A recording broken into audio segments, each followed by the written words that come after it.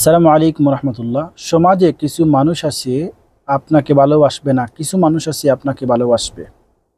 সমাজে যে আপনি সবার কাছে ভালো হয়ে যাবেন এমন কিছু নয়, এবং সমাজে আপনার কাছে সব যে বাদ হয়ে যাবে, সবাই যে আপনাকে খারাপ পাবে এমন নয়।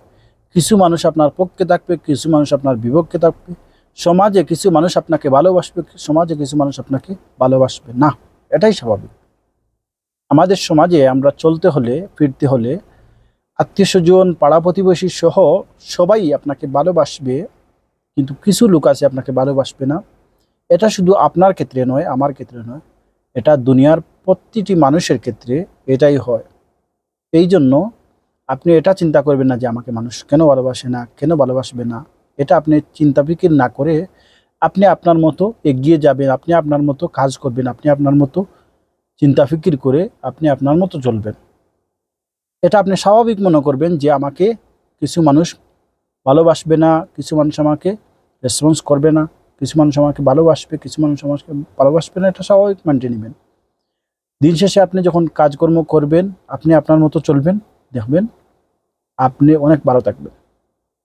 ভালো থাকার মাধ্যম হলো আপনি যখন নামাজ আদায় করবেন, কাজকর্ম করবেন এবং মানুষের সাথে ভালো ব্যবহার করবেন, দেখবেন আপনি ভালো থাকবেন। কিছু কিছু মানুষ আপনাকে ভালোবাসবে না, এটা স্বাভাবিক। তার মানে এটা নয় যে কেন ভালোবাসবে না। এটা শুধু আপনার ক্ষেত্রে নয়, সবার ক্ষেত্রে।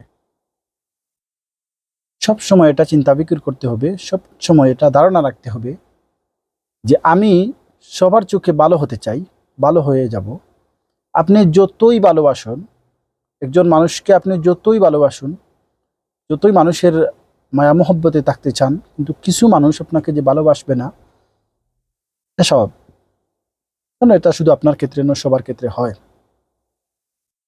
আপনি চাইলেই ওদের মন জয় করতে পারবে না। কেন?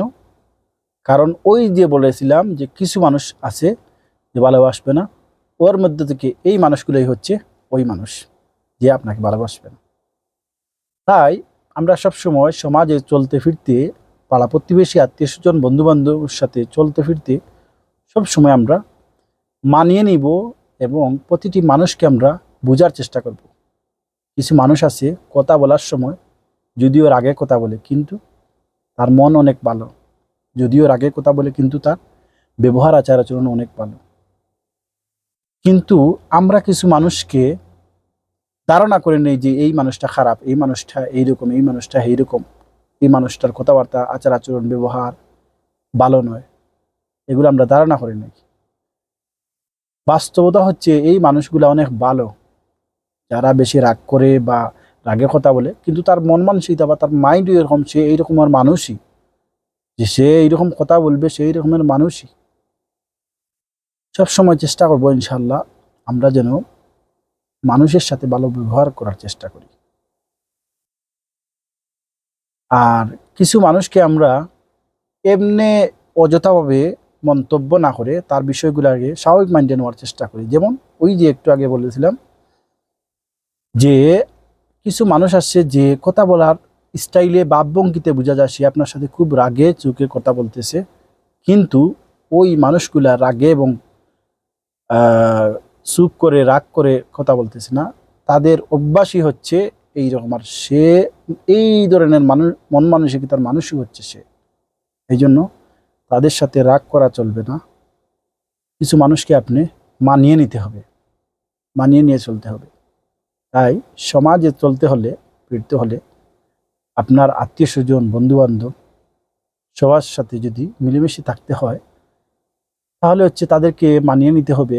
2 নম্বর হচ্ছে আপনি তাদের মতো করে চলতে পারবেন না, কিন্তু যে যেরকম আছে তাকে সেই রকমের ভাবে তাকে চলতে হবে, তার সাথে ফিরতে হবে, তাকে মানিয়ে নিতে হবে। কিন্তু কিছু মানুষ আপনাকে ভালোবাসবে না, আর কিছু মানুষ আপনাকে ভালোবাসবে। এটা স্বাভাবিক। এটা আপনাকে কঠিন করতে হবে না, এটা নিয়ে আফসোস করতে হবে না। আসসালামু আলাইকুম।